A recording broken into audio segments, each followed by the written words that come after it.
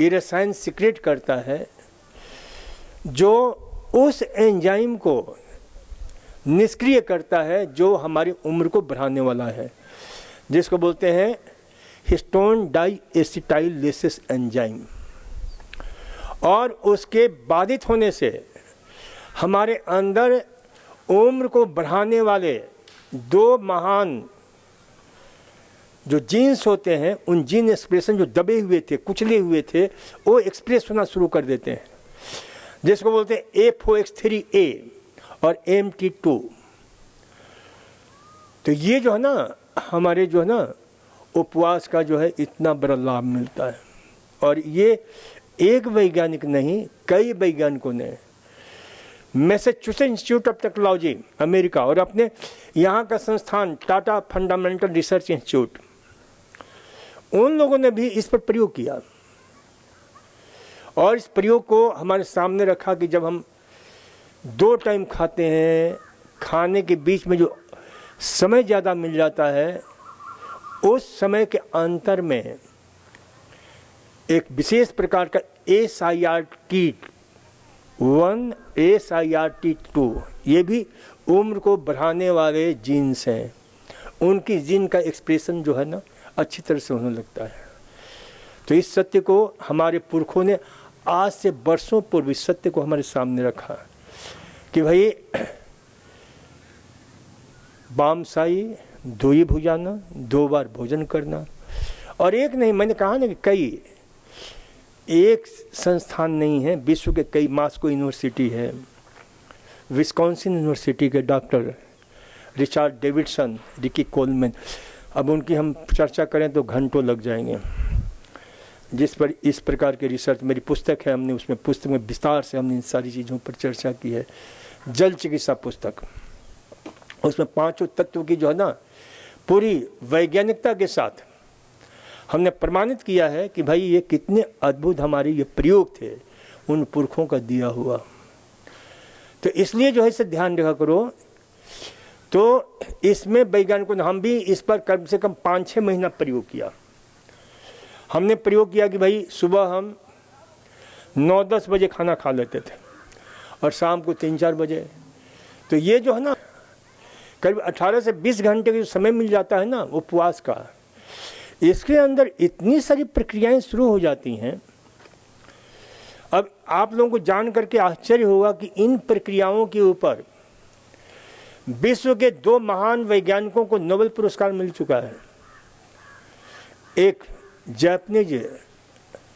Japan के वैज्ञानिक doctor Yoshinori ओहसुमी, जिन्हें अभी 2016 में उनको नोबेल पुरस्कार मिला। इस सत्य को उन्होंने प्रमाणित किया कि जब हम उपवास करते हैं, कम से कम उपवास हमारा 18 से लेकर 24 घंटे का कम से कम उपवास होना चाहिए। तो उस उपवास के दौरान हमारे शरीर के अंदर एक ऐसी विशेष प्रक्रिया शुरू हो जाती है जिसको बोलते हैं, जिसके ऊपर उनको रिसर्च करने का जो है नोबेल पुरस्कार दिया गया, ऑटोफेगी अवस्था बोलते हैं। और उस ऑटोफेगी में यदि आप लोग जो है ना, यहाँ का पत्रिका जो लाखों में निकलती है हमारा योग संदेश, उसमें हमने विस्तार से इस पर चर्चा की है कि योशिनोरी ओसुमी और एक डॉक्टर हैं आपके बेल्जियम के डॉक्टर क्रिस्टन डे डबे, उन्हें 1974 में इसके लिए नोबेल पुरस्कार मिला। उन्होंने लाइसोजाइम। तो ये दोनों ही प्रक्रियाएं का अर्थ होता है यानी उपवास। और उपवास के स्थिति में यानी बहुत सारी इसकी प्रोसेस के कैसे जो है हमारे शरीर की वह शक्ति जाग जाती है जो रोगाणुओं को, वायरस को, बैक्टीरिया को, पैथोजेंस को नष्ट करती है, खा जाती है। जो सेल्स हमारे बूढ़े हो गए हैं, बीमार हो गए हैं, रुग्ण हो गए हैं, जो बीमारी के कारण बन रहे हैं, उन बीमार कोशिकाओं को भी उपवास के दौरान हमारे उस सेल्स के अंदर कुछ ऐसे रसायन होते हैं जो उसको गला करके नष्ट कर देते हैं, और कभी कभी उनके जो स्वस्थ जो जेनेटिक्स मटेरियल है जो बच जाता है उसको डिसेंबल करके हमें स्वास्थ्य प्रदान करते हैं। तो ये ध्यान रखो कि जो लोग लंबा स्वस्थ जीवन जीना चाहते हैं वे लोग इन बातों का ध्यान रखें कि कम से कम आपकी बड़ी जल्दी मिट्टी की पट्टी हो गई है? आप लोग कितने घबराहट में जीते हो। कम से कम पौन घंटा लेना चाहिए। उबिया जाते हो आप लोग, क्या फायदा होगा?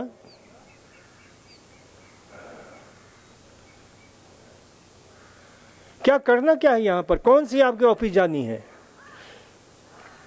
अरे सौभाग्यशाली हो कि बरसों बाद यहाँ बैठ करके सूर्य स्नान ले रही हो, और सूर्य स्नान लेने से हाँ सिर पर गीला तौलिया रख लो, ये जरूर करो आप। जब भी हो तो सिर पर गीला तौलिया रखो, सिर को बचाओ, और हो सके तो शरीर का कम से कम 40% हिस्सा जो है बिल्कुल खुला रखा करो, ताकि पौन घंटे में ये सूर्य आपको नया जीवन देने वाला, क्योंकि हिंदुस्तान के कम से कम 70% लोगों में सूर्य स्नान की कमी है। कल हम इस विषय में थोड़ी चर्चा करेंगे। आप लोगों को दिमाग थोड़ा सा खोलना बहुत ज़रूरी है कि क्या होता है आप ऐसे बैठे हुए हो या सोए हुए हो सूर्य की किरणों में, तो कितनी बड़ी घटना घटित हो रही है आपके शरीर के अंदर। कैसे ऐसे कई जो है ना, यानी चेन रिएक्शन शुरू हो जाते हैं हमारे शरीर के अंदर, और उसका परिणाम इतना अद्भुत होता है, अद्वितीय होता है। कल इस विषय में चर्चा करेंगे, और इसका विधिवत, क्योंकि हमारा विज्ञान जो है ना, वैदिक विज्ञान, आज उन विज्ञान को हम आज की लेबोरेटरी में कसते हैं तो असक्षत सत्य प्रमाणित होता है। एक एक वाक्य, एक एक सूत्र उनका, उन सूत्रों को यहाँ चिकित्सा शास्त्र के संदर्भ में, चिकित्सा विज्ञान के संदर्भ में हम व्याख्यायित करेंगे। हम उन सूत्रों को समझेंगे जो हमने रिसर्च किया है, जो हमने खोज किया है। तो ये थोड़ा सा शांत हो करके, सिर्फ एक तौलिया लेकर के रखा करो ना अपने पास में, सिर पर जरूर रखा करो, नहीं तो फिर गड़बड़ होता है। सिर स्नान, सूर्य स्नान का पूरा लाभ नहीं मिलता है। तौलिए से सिर को ढक करके लिया करो। तो ये ध्यान रखो कि भाई 2 बार भोजन करना, कितने सारे हमारे शरीर के अंदर उसका चेन रिएक्शन होता है, क्या क्या लाभ मिलता है, शॉर्ट में आपको हम बता देते हैं। थोड़ा सा समझ लीजिए कि जब शरीर को स्वतः समय मिलता है, थोड़ा बहुत 18 घंटा है या 20 घंटा या 14 घंटा आप नहीं खाते हो, तो शरीर को मौका मिल जाता है अपने स्वतः रिपेयर करने का। कहीं भी शरीर में टूट फूट है, कहीं भी मेटाबॉलिज्म के कारण डिस्टर्ब हो रहा है, तो वह जो है उसे रिपेयर करने का मौका हमारे शरीर को मिल जाता है अच्छी तरह से। तो ये ध्यान रखा करो कि भाई जो है ना, ये इतने घंटे का समय, इतना ही नहीं बल्कि मान लो टाइप 2 डायबिटीज में इंटरमिटेंट फास्टिंग बहुत ही कमाल का काम करता है। क्योंकि टाइप 2 डायबिटीज में होता क्या है अधिकांशतः कि हमारे इंसुलिन निकलता तो है, लेकिन इंसुलिन की क्षमता, उसकी सेंसिटिविटी खत्म हो जाती है, नपुंसक हो जाता है इंसुलिन। तो वैज्ञानिकों ने देखा कि भाई इस प्रक्रिया से इंसुलिन की क्षमता लौटने लग जाती है, वो पुनः जो है सक्रिय होने लग जाता है, उसकी सेंसिटिविटी लौट आने लगती है। इतना ही नहीं, जो हमारे मसल्स है, उस मसल्स के द्वारा शुगर की रिसेप्टिबिलिटी बढ़ जाती है। यानी वो मसल, क्योंकि डायबिटीज वाले रोगियों में क्या होता है, जल बिन मिन प्यासी रे, चारों तरफ था जल है लेकिन फिर भी मछली प्यास से मरी जाए। वैसे ही शरीर में चारों तरफ अथाह ऊर्जा के सागर तरंगे ले रहा है। शुगर है 200, 250, 300, 400, लेकिन शरीर बेचारा जो है ना उसका उपयोग नहीं कर पा रहा है, क्योंकि उसमें इंसुलिन की कमी के कारण हमारा जो सेल्स के द्वारा रिसेप्टिबिलिटी है वो अच्छी तरह से नहीं है। अब यहाँ पर क्या होगा कि खाने को नहीं दे रहे हैं, शरीर को रेस्ट मिल रहा है, तो उस मसल्स को रिसेप्टिबिलिटी बढ़ जाती है, यानी वह शुगर का उपयोग करने में सक्षम होने लगता है। इंसुलिन की सेंसिटिविटी बढ़ जाती है। इतना ही नहीं, वैज्ञानिकों ने देखा कि जो बीटा सेल्स, उनके ऊपर हमने इतना दबाव दे रखा था, जिसको हम विज्ञान की भाषा में बोलते हैं इंसुलिन लोड, ग्लाइसेमिक लोड, यानी इतना हम उन पर भार दे रखे हैं कि वो अपनी क्षमता को खो चुके हैं। उस भार को कम हम करते हैं तो पुनः जो एक्टिवेट होते हैं, पुनः जो है बीटा सेल्स रीजनरेट होने की प्रक्रिया शुरू हो जाती है टाइप 2 डायबिटीज में, और इस प्रकार से शुगर का नियंत्रण होता है। मेटाबॉलिज्म सही होने लग जाता है बहुत ही शानदार ढंग से। मोटापा, ये सारी चीज़ें, और हमने बहुत सारे लोगों को, हजारों लोगों को हमने बताया, लोग प्रयोग करते हैं, आकर बताते हैं कि डॉक्टर साहब क्या ये प्रयोग का पहले से जीवन कितना सुंदर हो गया। इसलिए ध्यान रखो, intermittent fasting and fasting can save your life, आपके जीवन की रक्षा कर सकता है।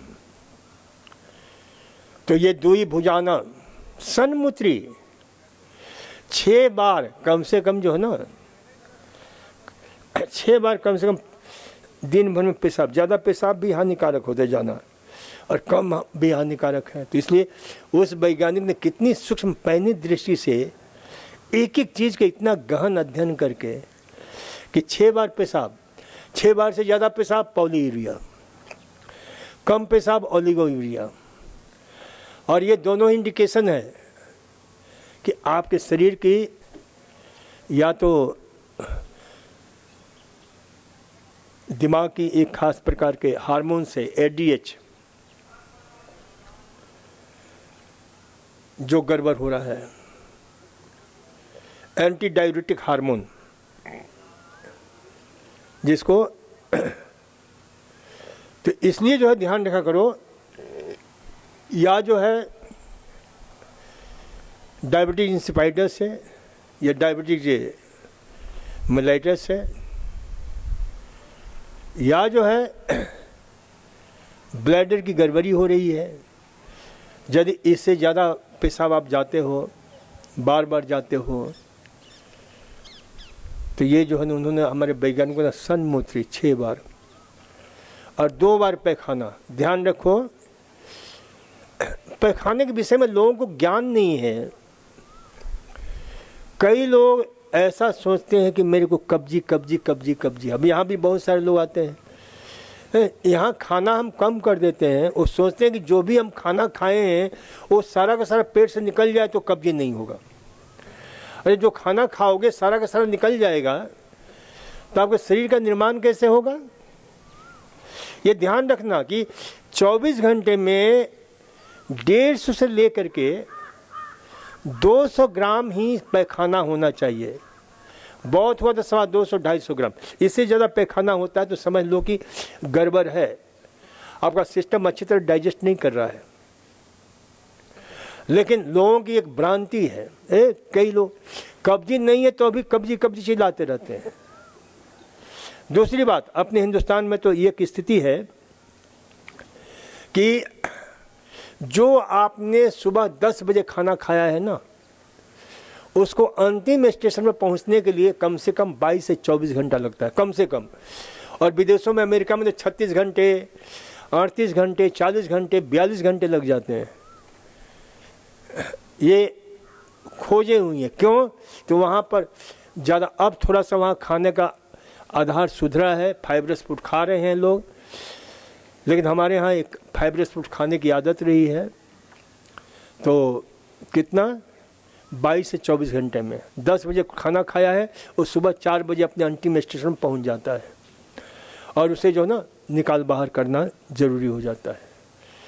और जो शाम को खाना खाया आपने, वह शाम के अंतिम स्टेज में पहुंचता है और उस समय निकाल। इसलिए 2 ही भुजाना, 2 बार कम से कम पैखाना। जो एक सूत्र है अपने यहाँ, योगी एक बार, क्योंकि योगी खाता है एक बार तो एक बार पैखाना, एक बार खाना एक बार पैखाना, 2 बार खाना 2 बार पैखाना।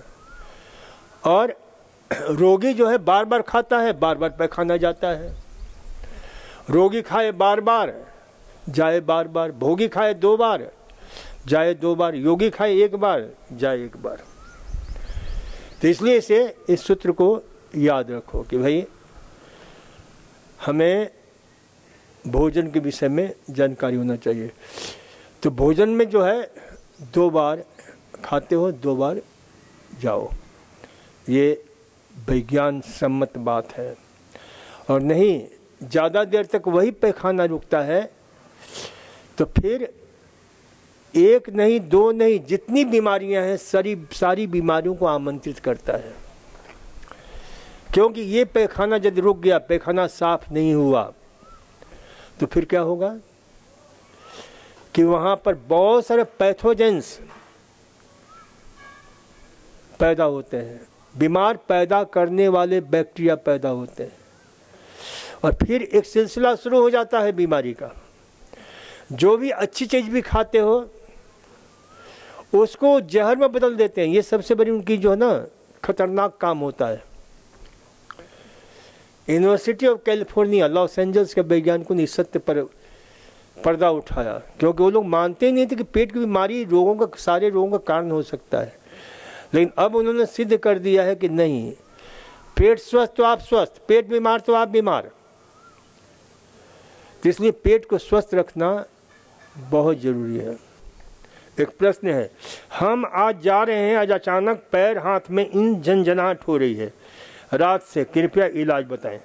कहीं भी झंझनाहट, फरफराहट, खरखराहट, अकराहट, जकराहट, सरसराहट, कहीं भी इस प्रकार की अप्रिय संवेदना होती है, उस अप्रिय संवेदना का सीधा सा अर्थ है कि वहाँ न्यूरोवास्कुलर सिस्टम जो है ना गड़बड़ हो रहा है, अस्त व्यस्त हो रहा है। यानी ब्लड सर्कुलेशन और नर्व फोर्स सप्लाई, यानी खून की सब आपूर्ति और नर्व की आपूर्ति, क्योंकि 2 ही कारण होते हैं जो वहाँ पर झंझनाहट या किसी, ये सीधा सा डायग्नोसिस। तो इसको क्या करना चाहिए? 2 काम करना चाहिए, क्योंकि इसमें एक तो आहार की डेफिशिएंसी होती है, जैसे विटामिन B12 जो हमारे नर्व का भोजन है, न्यूरोलॉजिकल भोजन है, तो विटामिन B12 की कमी हो रही है। दूसरा कैल्शियम और विटामिन D की कमी हो रही है। तीसरा आयरन की कमी हो रही है। 3 चीज़ों का जो है ना आप आपूर्ति करो। कहाँ से करोगे? भोजन के द्वारा। तो उससे आपकी झंझनाहट परमानेंट दूर, नहीं तो भटकते रहोगे, ये दवा खा रहे हो, अरे जो मूल कारण है उसको दूर करो ना। और दूसरा काम क्या करोगे? गरम ठंडा, यदि पैर में है तो 1 बाल्टी गर्म पानी रखो, 1 बाल्टी ठंडा पानी रखो। जहाँ भी पैर में कहीं भी झंझनाहट, खरखराहट, फरफराहट, सरसराहट हो तो गर्म पानी में 3 मिनट रखो, 2 मिनट। और गर्म पानी में क्या करो? इप्सम साल्ट, हर घर में इप्सम साल्ट रखा करो। यहाँ पर मिल जाता है मात्र 100 रुपये किलो में। ये एक प्रकार का नमक है जो हमारे दर्द को, पीड़ा को हरता है, जो हमारे नर्व फोर्स और ब्लड फोर्स को की सप्लाई को सुव्यवस्थित करता है। तो एक तो गर्म ठंडा, और जब भी गर्म ठंडा लोगे ना पैर के अंदर, सुनो अच्छी तरह से, पानी के अंदर, तो क्या करोगे? Under water hydro massage.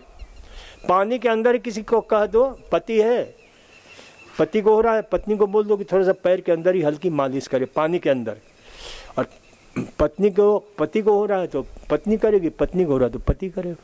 खूब अच्छी तरह से पानी के अंदर 10-15 मिनट मालिश करें, आपको उसी समय दर्द में काफ़ी राहत मिलेगी। फिर उसके बाद अच्छी तरह से पोंछ लो, और पोंछ करके ऊपर से